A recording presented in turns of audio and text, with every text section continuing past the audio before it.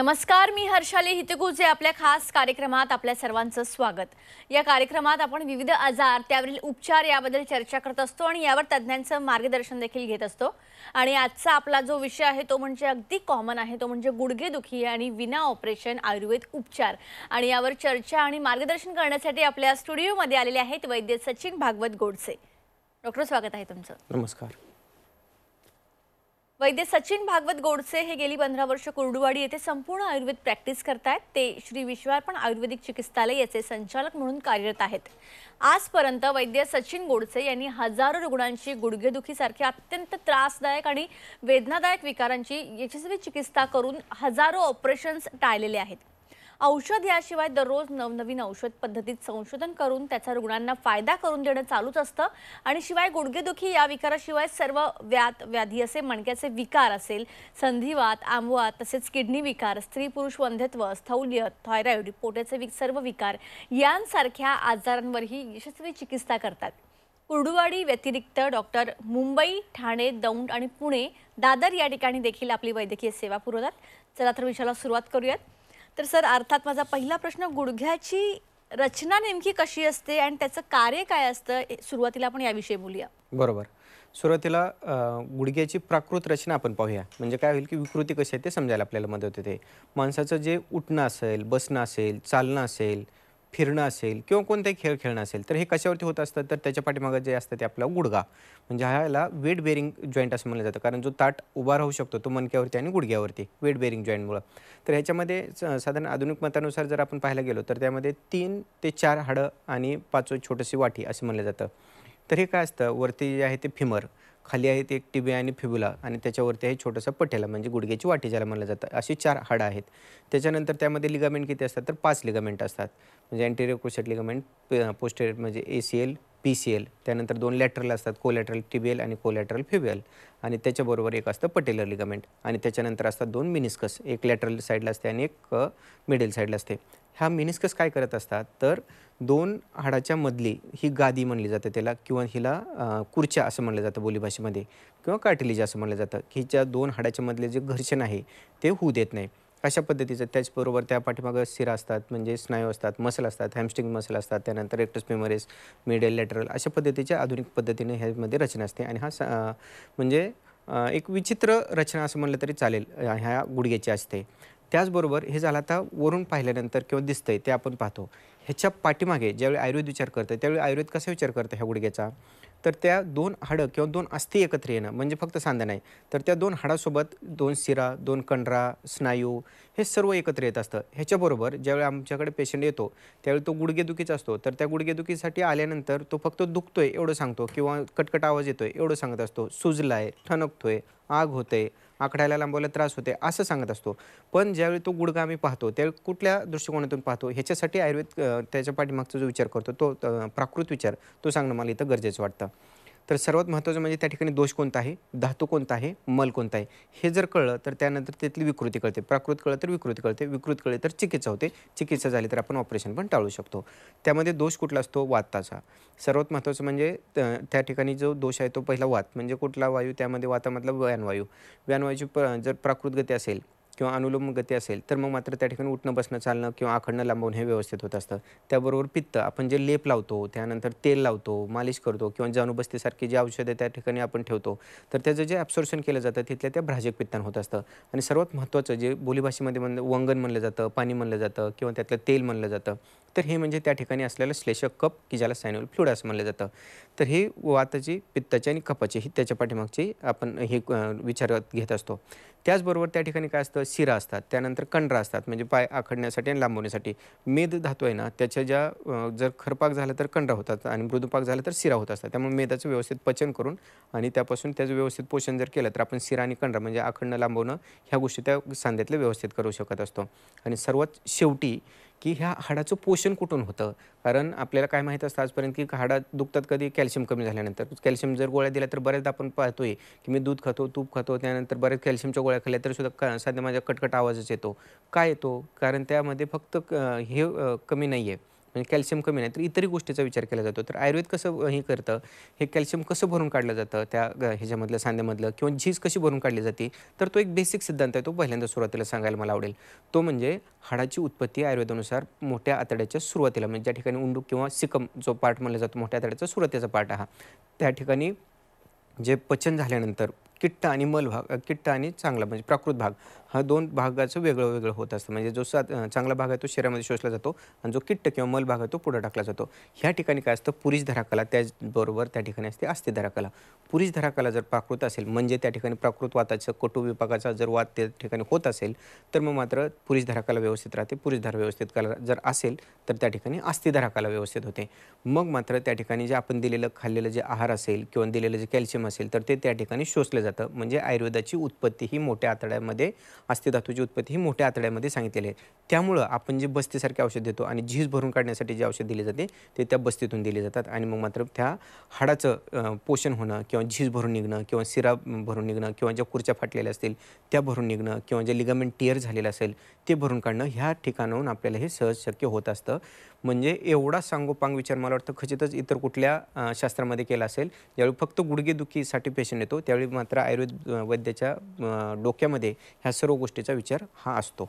बरोबर. आणि आता आपण बघतो की बरेच जणांना गुडघेदुखीचा त्रास हा सुरू झालेला असतो. प्रत्येक घरात कोणाला तरी असतोच. तर या गुडघेदुखीची प्रमुख कारणं कोणती आहेत आणि सगळ्यात महत्त्वाचं याचे काही प्रकार पण आहेत का? बरोबर आहे. काय होतं, की कारणं पाहत गेलो आपण तर त्यानुसार प्रकार होत जातात. म्हणजे कसं थोडक्यात, की पहिल्यांदा काय होतं, की आपले हे समजण्याच्या दृष्टिकोनातून केलेले प्रकार असतात. म्हणजे गुडघे दुखतात ते धातू क्षयजन्य आहेत का? स्रोतोरोगजन्य आहे का? कारण हा वाताचा विकार आहे. त्याच्याबरोबर आघातजन्य आहे का? म्हणजे मार लागलाय, पडला, ॲक्सिडेंट झाला त्यातून झालेला आहे का? आणि काही आनुवंशिक विकार असतात. म्हणजे त्या आनुवंशिकतेनुसार म्हणजे जेनुव्हेलगस असेल, जेनुव्हेरस असेल ह्या आनुवंशिक विकृती आहेत गुडघ्याच्या. तर त्यानुसार त्याची ट्रीटमेंट बदलत असते. म्हणून आपण त्याच्या कारणानुसार हे प्रकार आपल्याला माहितीसाठी किंवा आपल्या समजण्यासाठी केलेले आहेत. आता हे सर्वात महत्त्वाचं कारण म्हणजे काय पहिल्यांदा जर पाहायला गेलो आपण तर धातू क्षयजन्य म्हणजे वयानुसार किंवा म्हातार वय झाल्यानंतर जे दुखतं म्हणतो आपण ते. त्यामध्ये काय होत असतं, की जे आपलं जे पचन होत असतं आपल्या खाल्लेल्या आहाराचं त्याच्यातून रस तयार होत असतात, रक्त तयार होतं, मांस तयार होतं, मेद तयार होतं आणि अस्थिधातू तयार होत असतो. जर का कमी होत गेलं किंवा त्याचं पचन व्यवस्थित होत गेलं नाही किंवा पोषण जर कमी पडलं तर मग मात्र त्या ठिकाणी झीज होत जाते आणि धातुक्षयजन्य विकृती त्या गुडघ्यामध्ये येत असते म्हणजे झीज होत जात असते. किंवा ह्याच्याबरोबर अजून काय कारण असेल, अतिव्यायाम असेल, अतिप्रवास असेल, अतिव्यवय असेल, ही ह्याच्या पाठीमागची कारणं असतात किंवा कष्टाचं काम करणारे असतील किंवा बरेच दिवसभर उभा राहणारे म्हणजे समजा पोलीससारखे RTO सारखे जे असतात, जे दिवसभर उभं राहावं लागतं किंवा कंडक्टरसारखे असतात किंवा जे दिवसभर ज्यांना स्त्री आहेत की ज्यांना उभा राहून स्वयंपाक करावा लागतो, उभा राहून काम करावं लागतं, उभा राहून लोकलचा प्रवास असतो हा करावा लागतो. त्या गुडघ्यावरती ताण येऊन येऊन त्या ठिकाणी झीज व्हायला लागते. हे झालं धातुक्षयजन्यमध्ये. त्याचबरोबर दुसरं काय होतं, स्रोतोरोगजन्य ह्याच्यामध्ये काय की जे आपण म्हणतो ना फास्ट फूड खाणं, जंक फूड खाणं, बाहेरचं खाणं ह्याच्यातून काय होतं, की आपण जो खाल्लेला आहार आहे तो जर व्यवस्थित नाही पचला तर त्यातून अपचित आम तयार होत असतो. अपचित आम म्हणजे काय होतं, की जो चिकट पदार्थ आहे, आमम घोरम विषम असं म्हणलं जातं ह्याला आम्हाला म्हणजे ते एक विषाप्रमाणात शरीरामध्ये तयार होतो, की जो पदार्थ चिकट पदार्थ आपल्या शरीरात पचत नाही. तो पदार्थ काय होतो, की जो चिकट पदार्थ आहे तो शरीर तर काढत असतं रोज संध्यासाठी पण त्याच्याबरोबर जर जास्त प्रमाणात यायला लागलं, जास्त प्रमाणात आम साठायला लागला, जसं समजा तर गरोदर स्त्री असेल किंवा त्यानंतर आमवातासारखा त्रास असेल किंवा डिलिव्हरीनंतर शेकशेकडी केलेली नसेल, तर ह्यांच्या बाबतीत काय होतं, की आम साठत जास्त जात असतो. आम जेवढा जास्त साठत जाईल तो रक्तात मिसळतो. रक्तातून छोटे सांध्यात मिसळायला लागतो आणि त्या ठिकाणी त्या ज्या शिरा असतात त्या जाम करायला लागतो. त्याचबरोबर छोट्या सांध्यापासून परत मोठ्या सांध्यात पण गुडघे असेल, खुबे असेल ह्या ठिकाणी काय होतं, सांधा आखडायला, लांबवायला त्रास व्हायला लागतो. त्या ठिकाणी गरमपणा यायला लागतो, त्या ठिकाणी सूज यायला लागते आणि कंटिन्यू बसलं उठलं तरी ठणकायला लागतो. आणि हा जो आम जसं पसरेल तसं कधी हा सांधा दुखतो, कधी तो सांधा दुखतो, कधी हा सांधा दुखतो असं पेशंट सांगतो. म्हणजे त्या वेदना त्या संचार होतात. म्हणजे तो आम आहे तो सर्व शरीरामध्ये पसरतो, सर्व सांध्यामध्ये पॅक होतो आणि मग मात्र उठणं बसणं चालणं हे त्या पेशंटला सहन होत नाही. हे म्हणजे स्रोतोरोगजन्य संप्राप्ती झाली. त्याच्याबरोबर अजून काय गुडघेदुखीची कारणं आहेत, तर सगळ्यात महत्त्वाचं म्हणजे आता जे आपण पाहतो, की ॲक्सिडेंट होणं, पडणं, लागणं, मार लागणं ह्याच्यातून आघातजन्य जे आजार आहेत त्याच्यामध्ये मात्र बऱ्याचदा आता एक तुम्हाला छोटंसं उदाहरण सांगतो ह्याच्या आठवलं म्हणून, की आपल्याकडे एक अंडर 19 म्हणजे मुलगी होती 16-17 वर्षाची ठाण्याच्या OPDमध्ये ती पेशंट आली होती. तर तिला काय सांगितलं होतं, की की ज्यावेळी ती खेळताना पडली होती त्यावेळी ते मेनिस्कसला पण टिअर गेला होता आणि ACL म्हणजे अँटेरियर क्रुशिएट लिगामेंटला ग्रेड 3 टिअर गेला होता. तर हा ग्रेड 3 टियर गेल्यानंतर त्यांनी बऱ्याच ठिकाणी अगोदर थोडंसं हे घेतलं, त्यांनी ॲलोपॅथीची ट्रीटमेंट घेतली. त्याच्यानंतर परत 1-2 ठिकाणी त्यांनी सेकंड ओपिनियन घेतलं, पण त्यांना शेवटी सांगण्यात आलं की ऑपरेशनच करावं लागेल. पण ऑपरेशन केल्यानंतर ते सक्सेस होईल का नाही हे एक त्यांना गॅरंटी नव्हती आणि दुसरं ते झाल्यानंतर त्याच्या ज्या खेळावरती लिमिटेशन येणार होते ते त्यांना नको होतं. त्यामुळे त्यांनी ज्यावेळी त्यांना आपलं नाव समजलं का पेशंटकडून, त्यावेळी ते आपल्याकडे अगोदर सल्ला घेण्यासाठी आले होते. त्यानंतर त्यांनी सल्ला घेतला व्यवस्थित आणि सल्ला घेतल्यानंतर त्यांना ज्यावेळी पटलं त्यांनी ट्रीटमेंट चालू केली आणि यू कांट बिलीव्ह की 1.5 महिन्यामध्ये त्या पेशंटला जवळजवळ 60 ते 70% फरक पडला होता. तिचं उठणं, बसणं, चालणं जे कंटिन्यू ठणकत होतं ते पूर्ण बंद झालं होतं. सूज आहे ती त्याच्यावरती कमी झाली होती. त्याच्यानंतर आम्ही काय केलं की माहितीसाठी त्यानंतर साधारण 2 महिन्यानंतर आम्ही परत एकदा एम-आर-आय केला. तर एम-आर-आयमध्ये ग्रेड 1 वरती ती हे आली होती, झीज आली होती. काय जो टियर गेलेला होता, जो ग्रेड 3 होता तो ग्रेड 1 वरती आला होता.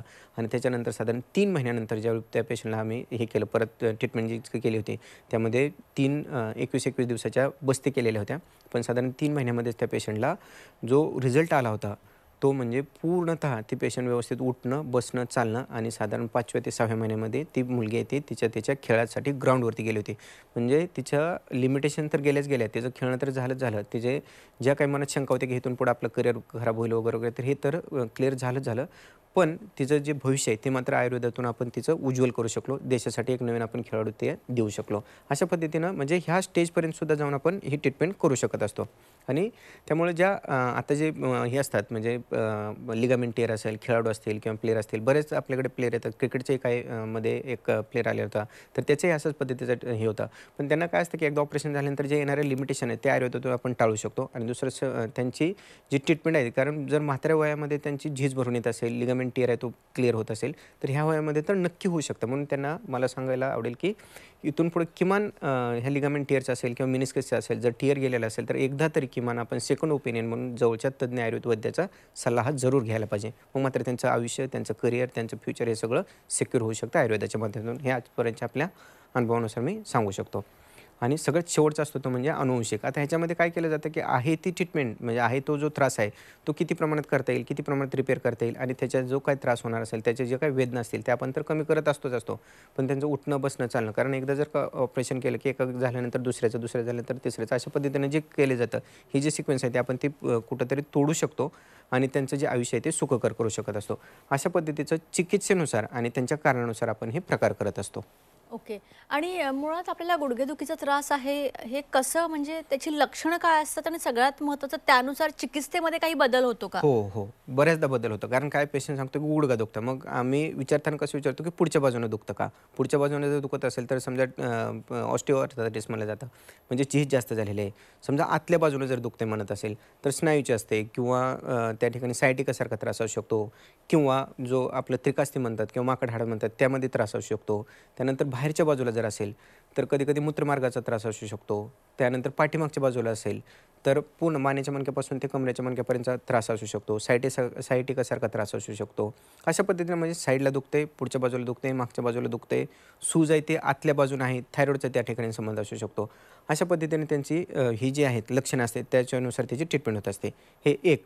आणि त्याच्याबरोबर सर्वात महत्त्वाचं जे की पेशंटला जे विचारलं जातं आल्यानंतर की उठल्यानंतर दुखतंय, जागेवर बसल्यानंतर जर ठणका असेल तर आतमध्ये झीज जास्त झालेलं आहे. त्यानंतर त्या आतमध्ये पाणी झालेलं असेल तर त्या ठिकाणी तो सांधा आहे तो गरम व्हायला लागतो, म्हणजे सूज जर आलेली असेल तर आणि इन्फेक्शन जर झालेलं असेल तर. त्याच्याबरोबर उठल्यानंतर काही पेशंट सांगतात की उठून बराच वेळ बसलो मी आणि उठून चालायचं म्हणलं की चमकीनं चमकतं, ठणकीनं ठणकतं. त्या ठिकाणी लिगामेंटची इंजुरी झालेली असते किंवा लिगामेंटला टियर गेलेला असतो. अशा पद्धतीचं त्यामध्ये हे केलं जातं. म्हणजे हा जो आहे तो बारकाव असतो चिकित्सेतला. कारण जो जसं सांगतो त्या लक्षणानुसार त्याची चिकित्सा होत असते. आणि सर्वात महत्त्वाचं इथं सांगायला मला आवडेल की बऱ्याचदा पेशंटच्या मनात असते की आता सध्या माझा गुडघा खूप ठणकतोय, गुडघा खूप सुजलेला आहे, गुडघा खूप गरम लागतोय किंवा उठलं तरी मला चमकीनं चमकतोय, 2 पावलंसुद्धा चालता येत नाही. अशा वेळी आयुर्वेदाकडे जावं का अगोदर वेदना पूर्ण कमी करून घ्याव्या आणि मग आयुर्वेदाकडे जावं? तर ह्या ठिकाणी मला सांगायला आवडेल की तत्काल वेदनाशमन म्हणून जो आपल्याकडे केलं जातं त्यामध्ये काय केलं जातं, हा चिकित्सेचा आपला म्हणजे लाईन ऑफ ट्रीटमेंट आहे. त्यामध्ये सुरुवातीला काय केलं जातं की जे तत्काल चिकित्सा केली जाते त्यामध्ये अग्निकर्म आहे, विद्धकर्म आहे आणि सर्वात महत्त्वाचं त्या ठिकाणी जलोकावचरण असतं. आपल्याकडे एक परवाचं पेशंट सांगतो मी तुम्हाला की ह्या पेशंटला त्यांच्या घरच्यांनी आणलं होतं, म्हणजे धरूनच आणलं होतं, वॉकरवरती चालत होते पेशंट. पण ह्या पेशंटचं वय होतं साधारण 62-63 वय होतं. लेडीज पेशंट होत्या, आपल्या पुण्याच्या ओपीडीमध्ये आल्या होत्या त्या. तर त्या पेशंट ज्यावेळी आले त्यावेळी त्यांनी सांगितलं की माझं पहिले ऑलरेडी एका गुडघ्याचं ऑपरेशन झालेलं आहे. मग आता दुसऱ्या गुडघ्याचंही ऑपरेशन म्हणजे ते दुखतोय आणि त्या गुडघ्याचे ऑपरेशन सांगितले. पण मला हा गुडघा ज्याचं ऑपरेशन झालं तोही दुखतोय आणि ज्याचं नाही ऑपरेशन केलेलं तो तर आता जास्त दुखायला लागला आहे. त्यामुळे मला ऑपरेशन आता परत करायचं नाही. ज्यावेळी आपण त्यांना चेक केलं त्यावेळी त्यांच्या पाठीमागचं शिरागत आणि कंडागत वात हा त्रास त्यांना जास्त होता आणि दुसऱ्या आतमध्ये पाणी साठलेलं होतं. ह्या 2 गोष्टीसाठी आपण म्हणजे रक्तपाचक, मांसपाचक आणि मेदपाचक हे तिन्हीच कॉम्बिनेशन केलं आणि 8 दिवसामध्ये पेशंटच्या वेदना आहेत त्या आणि सूज जवळजवळ 30 ते 40% कमी झाली होती. त्यानंतर त्यांना विश्वास पटला की आपला यातून आपण बाहेर पडू शकतो आणि साधारण 5 ते 6 महिन्याच्या ट्रीटमेंटमध्ये त्यांना पाचन करणं, त्याचबरोबर अनुलोमन करणं आणि त्याच्यानंतर तिक्तक शिराच्या बसते 21 दिवस, 21 दिवस आणि 21 दिवस अशा 63 दिवस त्यांना बसते केल्यानंतर त्या पेशंटचं उठणं, बसणं, चालणं हे तर व्यवस्थित झालंच झालं. ज्या गुडघ्यात जास्त वेदना होत्या त्याची झीज भरून आली, त्यांच्या वेदना कमी आल्या, व्यवस्थित चालता यायला लागलं हे एक. आणि ज्या गुडघ्याचं त्यांचं ऑपरेशन झाल्यानंतरही तिथं वेदना होत्या त्याही आपण त्यांच्या कमी करू शकलो. म्हणजे वयाच्या 60-62 वयापर्यंत सुद्धा ऑपरेशन झालेलं असलं तरीसुद्धा त्याच्या पुढं जाऊनही आयुर्वेद कसं कार्य करू शकतो हे ह्या पेशंटच्या उदाहरणातून आपल्याला सांगायचं आहे मला. अगदीच. आणि डॉक्टर, गुडघ्याची झीज जी असते ती भरून येते का? आणि त्याचबरोबर नवीन गादी पुन्हा निर्माण करता येऊ शकते का? आणि त्याचबरोबर आपण बरेच वेळा कर्कर असा आवाज पण येतो गुडघ्यामधून, तर ते कमी झालेलं वंगण आपण कसं भरून काढू शकतो? बरोबर, छान प्रश्न विचारला तुम्ही. कारण बऱ्याचदा काय असतं की डॉक्टरांनी त्यांना सांगितलेलं असतं की गुडघ्यातली गादी पूर्ण झिजलेली आहे, आता तिथं गादीत टाकावं लागेल. दुसरं त्यांना सांगितलेलं असतं की वंगण पूर्ण कमी झालेलं आहे त्यामुळे तो घासते आणि करकर करकर आवाज येतो त्या ठिकाणी. हे त्यांना बोलीभाषेत किंवा समजावून सांगण्याच्या भाषेमध्ये ठीक आहे. आयुर्वेद ह्या ठिकाणी काय करतं, जर वंगण कमी झालेलं असेल तर त्याला श्लेषक कफ म्हणलं जातं. ह्याचं पचन आहे ते पहिल्या अवस्थापकामध्ये त्याचं पचन होत असतं. आणि दुसरं जे मगाशी पहिल्यांदाच आपण सुरुवातीला सांगितलं की आयुर्वेदानुसार अस्थीची उत्पत्ती ही मोठ्या आतड्यामध्ये होत असते. आता हे तुम्हाला थोडंसं समजायला किंवा ऐकायला थोडंसं नवीन वाटत असेल, पण हे आयुर्वेदाचा सिद्धांत आहे. त्याच पद्धतीने ज्यावेळी आपण बस्ती देतो त्या ठिकाणी सुरुवातीला काय असतं, तिक्तक शिराच्या ज्या बस्त्या असतात जर त्या ठिकाणी मांसाची किंवा स्नायूची जर ही झालेली असेल, झीज झालेली असेल, हाडाची झीज झालेली असेल तर तिक्तक शिराच्या बस्त्या आपण त्या ठिकाणी वापरत असतो. त्याचबरोबर त्या ठिकाणी जर का समजा मज्जागत वात म्हणजे त्या ठिकाणी लिगामेंट असेल किंवा नर्वला इंजुरी झालेली असेल तर त्या ठिकाणी मज्जा तेलासारख्या बस्ती वापरत असतो. आणि त्याचबरोबर आतून पोटातून ज्या शिरा आहेत कंड आहेत त्यासाठी रक्तमेदोपाचकसारखे औषधं वापरत असतो. त्याचबरोबर इकडं अजून गुगळासारखी जे महायुगराज गुगळासारखी जी औषधं आहेत की ज्यानं काय होतं की वेदनाशमन होतच होतं पण बृहन होत असतं. त्यासाठी शतावरीसारखे असतील, अश्वगंधासारखे असतील असे कल्प आपण त्यासाठी बृहन म्हणजे एकदा हाडाची झालेली जी झीज आहे ती आयुर्वेदिक औषधांनी म्हणजे शमन केलं जातं, त्यानंतर शोधन केलं जातं आणि सर्वात शेवटी जी रसायन औषध शतावरीसारखं असेल, अश्वगंधासारखं असेल किंवा कुठलंही आवळ्यासारखं रसायन वापरलं जातं. म्हणजे काय केलं जातं की पहिल्यांदा पाचन केलं जातं, त्यानंतर शोधन केलं जातं, त्यानंतर शमन केलं जातं, बृहन केलं जातं. ही लाईन ऑफ ट्रीटमेंट मी सांगत आहे. ह्याची औषधं पण सांगता येतात मला. पण हे काय होतं की हे सगळे एक कॉमन मी सांगत चाललेलो आहे. तर अशा पद्धतीनं शेवटी त्याची झीज भरून आल्यानंतर हे आपण जसं पहिल्यांदा MRI करतो, शेवटी MRI करतो, असं पहिल्या महिन्यामध्ये आणि त्यानंतर 4 ते 5 महिन्यानंतर हे आपण पाहू शकत असतो झीज भरून आलेली.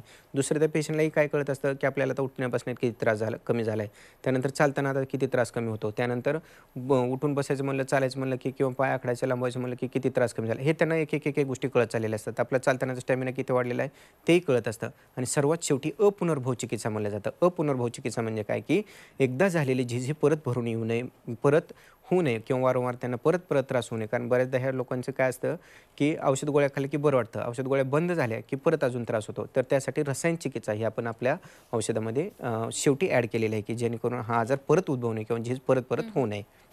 ओके सर, आता महत्त्वाचा प्रश्न, ऑपरेशन कशाप्रकारे टाळता येतं आणि सगळ्यात महत्त्वाचं म्हणजे आपल्या विशेष चिकित्सेविषयी पण सांगा आणि तसेच कोणत्या पंचकर्मेचा जास्त उपयोग होतो याबद्दल पण सांगा. बरोबर आहे. आपण पंचकर्मामध्ये सर्वात महत्त्वाचं मला सांगायला आवडेल की नस्य आणि बस्ते ह्या 2 पंचकर्माचा जास्त उपयोग करत असतो. त्याचबरोबर ह्या ठिकाणी ज्या आखडलेल्या जखडलेल्या शिरा आहेत आणि कंड आहेत ह्याच्यामध्ये आपली जे संशोधित चिकित्सा आहे त्याच्यामध्ये गुल्म तेलासारखे तेल आपण वापरतो की ज्या घड्या ठेवल्या जातात. ह्या घड्या ठेवल्यानंतर काय होतं, जसं जानुबस्तेचा हे येतो परिणाम येतो त्याच पद्धतीने ह्या घड्यांचा परिणाम येतो. आणि किंवा जी पॅच थेरपी म्हणून जी आज आधुनिकाकडून आपल्याकडे येत आहे तर ती आयुर्वेदामध्ये सांगितलेली ही जी आहे ती घड्या ठेवण्याची, तेलाच्या घड्या ठेवण्याची किंवा धारात धरण्याची ही पद्धत आहे. आणि सर्वात महत्त्वाचं म्हणजे जानुबस्तेचं जे कार्य आहे त्याच्या घड्यातून होत असतं. हा आपण प्रकार करत असतो. आणि सर्वात महत्त्वाचं म्हणजे ह्यांना आपण ऑपरेशन कसं टाळलं जातं, तर ही लाईन ऑफ ट्रीटमेंट जी आता मी सांगितली ती ह्या लाईन ऑफ ट्रीटमेंटमध्ये पेशंटला बसवलं जातं. म्हणजे काय की स्थानिक काय दोष आहे का आणि सार्वधिक कुठला दोष आहे का. म्हणजे तो जो गुडघा दुखतोय तो पहिल्यांदा त्याचं निदान केलं जातं. म्हणजे हा संधिवाताचा त्रास आहे, आमवाताचा त्रास आहे, वात रक्ताचा त्रास आहे, आघात झालेला आहे म्हणून आहे किंवा इतर कारणामुळे जसं की आरशा आहे, मूळव्याध आहे किंवा मुतखड्यासारखा त्रास आहे त्याच्यातून गुडघेदुखी आहे, कोणाला ग्रहणीचा त्रास आहे त्याच्यातून गुडघेदुखीचा त्रास आहे, थायरॉईडचा त्रास आहे त्याच्यातून गुडघेदुखीचा त्रास आहे, स्थौल्य आहे त्याच्यातून गुडघेदुखीचा त्रास आहे, त्यानंतर गरोदर आपलं डिलिव्हरी झाल्यानंतर शेकशेगडी केलेली नाही, शरीरामध्ये आम साठलेला आहे त्याच्यामुळे त्या ठिकाणी गुडघेदुखीचा त्रास आहे. अशा पद्धतीचं ह्या पेशंटचं पहिल्यांदाच निदान केलं जातं. निदान झाल्यानंतर काय होतं की आयुर्वेदिक पद्धतीने पहिल्यांदा निदान होतं, त्यानंतर त्याची सार्वदेहिक जी आहे ती ट्रीटमेंट म्हणजे पाचन करणं, त्यानंतर दीपन करणं, जो आजार आहे त्याचं शमन आणि शोधन करणं, त्याच्यामध्ये बस्ते येतात, वमन येतं, विरेचन येतं. पण सर्वात जास्त जो फायदा होतो तो म्हणजे बस्तेचा फायदा होत असतो आणि त्यातली त्यात झीज भरून काढण्यासाठी ज्या बस्ते वापरल्या जातात त्या तिक्त क्षीराच्या बस्ते वापरल्या जातात. आणि त्याच्यानंतर मग मात्र हे झाल्यानंतर शोधन झाल्यानंतर भ्रूण केलं जातं, कारण धातू क्षयजन्य जर असेल तर त्या ठिकाणी भ्रूणच करायला पाहिजे. आणि धातू म्हणजे स्रोतरोधजन्य जर असेल किंवा अमवातासारखा जर असेल तर त्या ठिकाणी एकदा आम तिथला कमी झाला, सांध्यातला जो चिकट पदार्थ आहे तो कमी झाला की त्या ठिकाणी आम आहे तो शांत बसलेला नसतो, त्याने त्या हाडाची, त्या गुडघ्याची किंवा त्या सांध्याची झीजच केलेली असते. ती झीज भरून काढण्यासाठी परत भ्रूण औषधं केली जातात आणि ती गुडघेदुखी ती पूर्ण क्लिअर केली जाते आणि त्याच्यानंतर होऊ नये म्हणून अपुनर्भव चिकित्सा ही केली जाते. बऱ्याचदा काय होतं, एक छोटंसं उदाहरण सांगतो म्हणजे तुमच्या लक्षात येईल की आपण एक गुडघेदुखीचा पेशंट होता, त्यांनी बऱ्याच ठिकाणी औषध घेतली, त्यानंतर बऱ्याच ठिकाणी त्यांनी त्या गुडघ्यामध्ये इंजेक्शन केली, त्यानंतर बऱ्याचदा त्यांचं म्हणजे जे जवळजवळ 10 ते 12 डॉक्टरांकडे फिरून ते आपल्याकडे आले होते आणि त्यांना जो त्रास होता तो काय होता की दर 2-3 दिवस झाले की औषध असू दे नंतर नसू दे दुखायचं, वेदना व्हायच्या. तर हा जो होता तो जीर्णज्वराचा त्रास होता आणि ह्याला तृतीयक ज्वर किंवा जीर्णज्वर असं म्हणलं जातं. तर ह्याची ज्यावेळी आपण त्या पेशंटला ट्रीटमेंट दिली म्हणजे तृतीयक ज्वराची ज्यावेळी आपण ट्रीटमेंट केली तर तो पेशंटला साधारण 15 दिवसामध्ये पेशंटचा ज्वर तर गेलाच गेला, पण हा जो गुडघेदुखीचा काही वर्षापासून तो त्रास सहन करत होता तो मात्र कायमचा गेला. म्हणजे आपण जे आता जे सांगितलं ना तुम्हाला की ही जी लाईन ऑफ ट्रीटमेंट असते ह्यामध्ये पहिल्यांदा आयुर्वेदिक पद्धतीने निदान केलं जातं आणि त्याच्यानंतरच ह्या आयुर्वेदिक पद्धतीने आपण त्यांना चिकित्सा करू शकत असतो. त्यामुळे जे पेशंटच्या मनातले जे गैरसमज आहेत त्या ह्या पद्धतीने जर गेलो तर पूर्ण निघून जातात. ओके डॉक्टर, तुम्ही या ठिकाणी याला खूप चांगलं मार्गदर्शन केलं, त्यासाठी तुमचे मनापासून धन्यवाद. नमस्कार. तर गुडघेदुखी आणि त्यावर विना ऑपरेशन आयुर्वेद उपचार काय असतात यावर आपण चर्चा केली. वैद्य सचिन भागवत गोडसे यांच्यासोबत. त्यांनी खूप चांगलं मार्गदर्शन या ठिकाणी केलेलं आहे.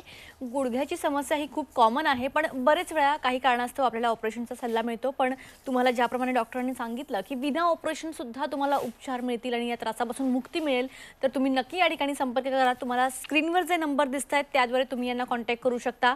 कार्यक्रमात आता वेळ झाली आहे इथेच थांबण्याची. ताज्या बातम्यांकरिता पाहत रहा झी24 तास.